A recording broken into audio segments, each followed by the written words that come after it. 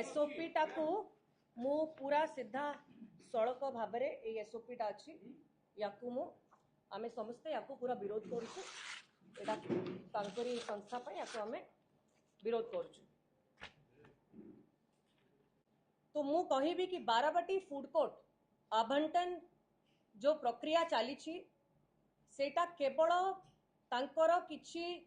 संस्था को सजेकी दबा पई तांकर किछि निजर संस्था को सजेकी दबा पई करा जाई अछि, किंतु प्रकृति रे जो छोट छोट दुकानी माने अछंती, जो महिला माने अछंती प्रथम थर खोलिबा को चाहउछंती, जो गरीब व्यवसायी अछंती कि युव माने अछंती जो माने चिंता करिले गोटे सहर भितरे गोटे प्राइम प्रोजेक्ट अर्बन डेवलपमेंट रो प्रोजेक्ट रे आमे गोटे फूड कोर्ट पाइबा तांकर स्वप्न रे ए जो दीटा डॉक्यूमेंट रिलीज करा जाईची गोटे हला 26 पेज रो ब्रोचर कम एप्लिकेशन फॉर्म आउ जो एसओपी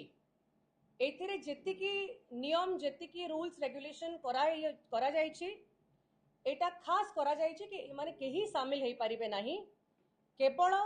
तांकर जो घनिष्ठ लोक माने तांको सुजोग मिली पारिबो।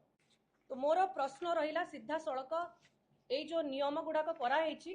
सेटा केवल तांकर निजर किछि संस्था पई कराई याकू आमे समस्ते रिजेक्ट करूछु। स्वच्छता आणंतु आउ चोरी लूट करबा पई जमा प्रयास करंतु नाही। जेमती कहली कटकवासी शांत हेई पारंती किंतु अंध नाहंती। कटकवासी एई भली लूट एई भली पेटरे लात मारिबाटा को बिल्कुल ग्रहण करिवे नाही। मेयर को मु एई आपणक माध्यम रे तांकु तागिद करूछि, तांकु कहूछि कि आपण आसिकी एडा कहा पई करिसंती स्पष्ट रे कहंतु। आउ कमिश्नर को मध्य स्ट्रिक्ट कड़ा इंस्ट्रक्शन दउछि बिल्कुल भी